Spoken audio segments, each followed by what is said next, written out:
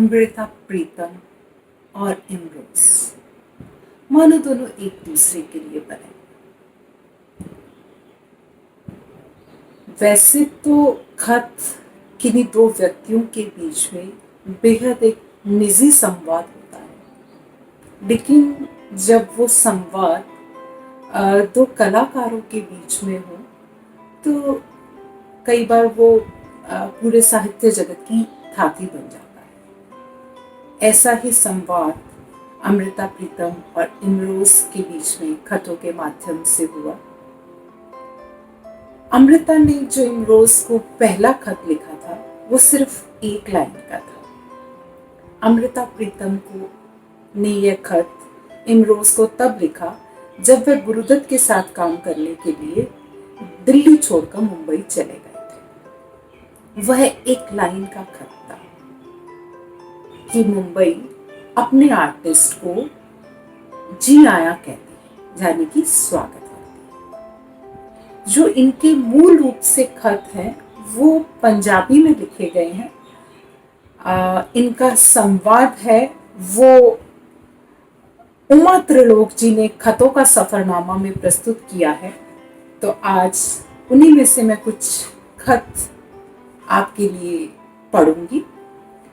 तो सबसे पहले संदर्भ इसका ये है कि मई 1960 में जब अमृता और इमरोज मुंबई गए अपनी पहली नीली कार में, तो पहली रात तो ग्वालियर में बिताई और दूसरी रात इंदौर में। इन दिनों अमृता नवतेज को अपना बहुत अच्छा दोस्त मानती थी, इसलिए अपने मन की खुशी वो सबसे पहले उसी से बांटना चाहती थी। उस रात इंदौर के लल्टन होटल से अमृता ने नवतेज को एक खत लिखा।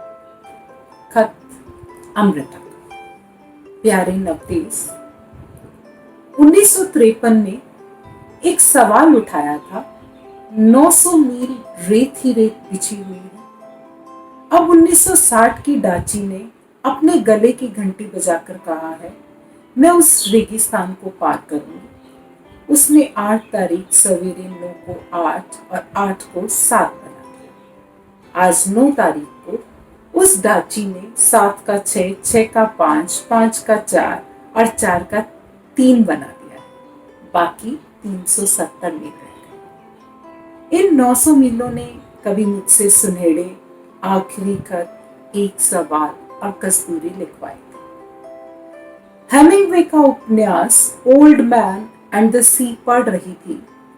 परसों चौथ 84 दिनों की भूख और तलाश के बाद वह मछेरा कहता है, क्या मैं आज 85वें दिन थोड़ी सी किस्मत नहीं खरीद सकता?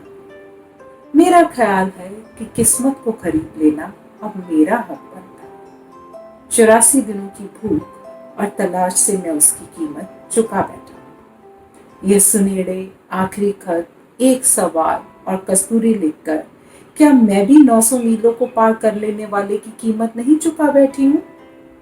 अब इन मीलों को पार कर लेना मेरा हक बनता है। मुझे ऐसा लगता है दारजी इस रेगिस्तान में मुझे घूट घूट पानी देते रहते हैं। उनके बोल मेरे कानों की अमानत है। उनसे कहना, यह अमानत संभाल कर रखो। इस सफर में मेरा यह पहला खत आपके और मेरे दारजी के लिए। आपकी अमृता। अब इमरोज का खत सुनो। To love somebody is not just a strong feeling, it is a decision, a judgment.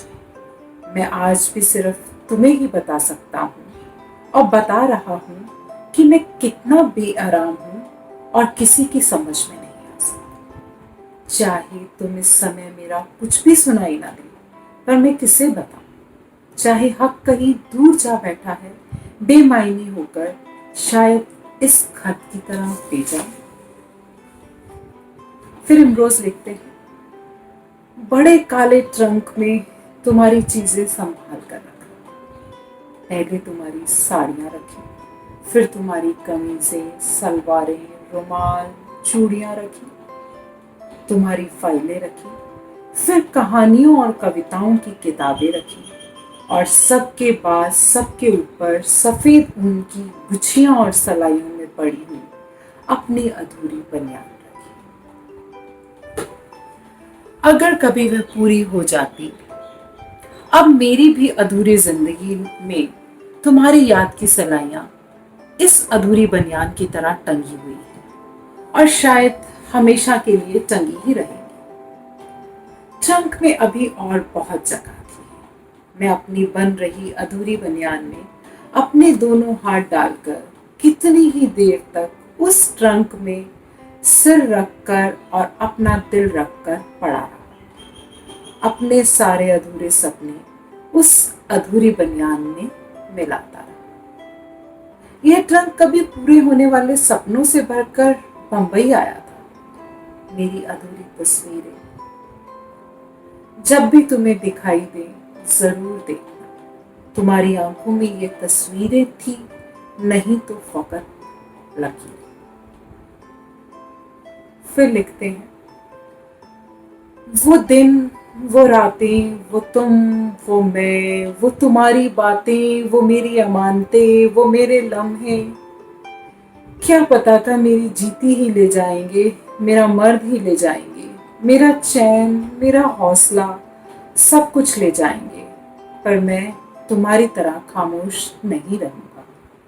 मैं अपना सब कुछ ले जाने वाली को दिलेरी की हद तक, हिम्मत की हद तक, जिंदगी की हद तक, नजर की हद तक, तसव्वुर की हद तक खोजूंगा, खोज कर ले आऊंगा। नसीब के लिए भटकने वाला जीवन। फिर लिखते हैं, स्टूडियो साफ कर रहा हूं, छोटी मेज पर रखी तुम्हारे पोर्ट्रेट को पहुंचते हुए हाथ रुक गए, आंखें मानो ठहर गई। तस्वीर की तरफ देखता ही रहा, जिसे बनाकर कितना गर्व का अनुभव करता था। पर आज आर्टिस्ट खुद, उस तस्वीर का क्रिएटर, तस्वीर के आगे, अपने क्रिएशन के आगे झुक गया। आंखों में मेरी नजरें झुक गई, इनमें मेरा मान झुक गया। अब मैं उस तस्वीर से आंखें नहीं मिला पा रहा हूं, पर मैं रोज उसे पूछता हूं। मेरी पूजा न जाने कब कबूल होगी।